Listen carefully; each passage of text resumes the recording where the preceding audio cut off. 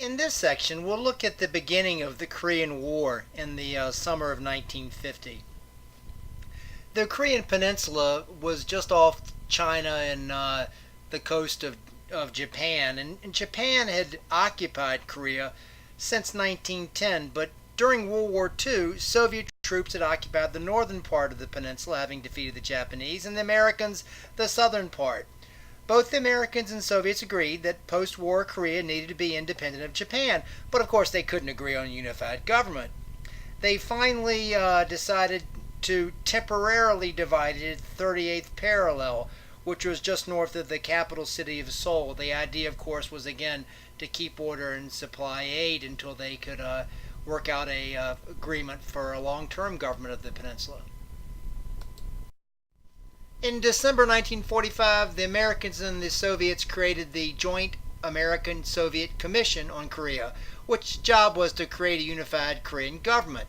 The Soviet representatives on the committee, however, seemed to block all efforts at reunification, and the Soviets actually seemed to begin to form their own communist government in the north, which in time would become the Democratic People's Republic of Korea, soon known as North Korea.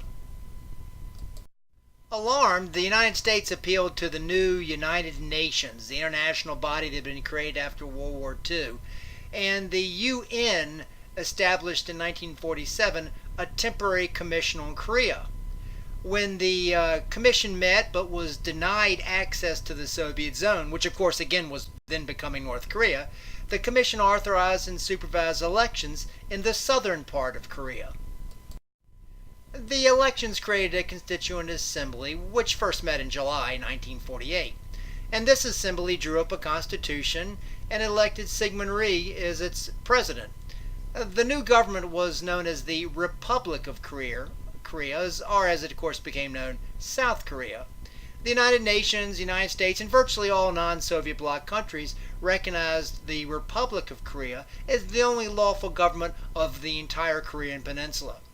Following the advice of the Joint Chiefs of Staff, the Americans withdrew their last troops from South Korea in June 1949, but they continued to give assistance to Rhee's new government, which again claimed to be the legitimate government of all of Korea. This, in general, was the situation when the North Korean forces crossed the 38th parallel in an all-out invasion of South Korea at 4 a.m. Korean time on June 25, 1950.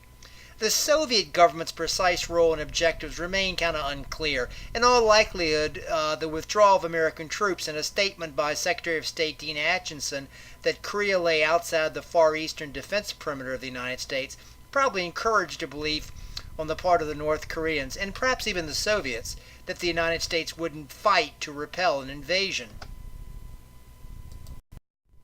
When the news reached Truman, Truman had a decision to make. He could, of course, declare war because an American ally was attacked and all-out mobilization and all that, or he could simply ignore it. But Truman had NSC 68 on his desk, and you recall that NSC 68 said that even small dominoes were important, and just off the Korean peninsula was, of course, Japan, a very large domino. So Truman wasn't going to ignore it. He was going to respond, but he didn't want to declare all-out war and risk of a third world war. What he decided to do was call an emergency meeting of the United Nations Security Council. The UN had been established after World War II, and it had in it a Security Council of leading powerful nations. Britain and United States and France and China and the Soviet Union were all on the Security Council. And the UN could raise an army if the Security Council agreed, but there couldn't be a veto. Well, at the time, the Chinese seat on the Security Council was still held by Chiang Kai-shek, the Republic of China, which had been sent off to Taiwan. And the Soviets were upset that the Chinese Security Council seat wasn't held by Mao's government on mainland China. And so what the Soviets did was they boycotted the election on the vote on Korea. And the result was a United Nations troop would be raised for Korea.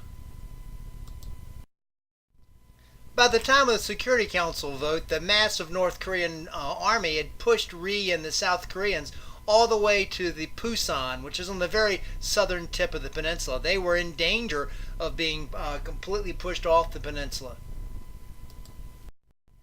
The UN force was made up of 19 nations, but was dominated by the United States. The UN forces were placed under the command of World War II hero General Douglas MacArthur, who assumed that, given the vast coalition, the Soviets or the Communist Chinese would never intervene. This concludes the section on the beginning of the Korean War in 1950.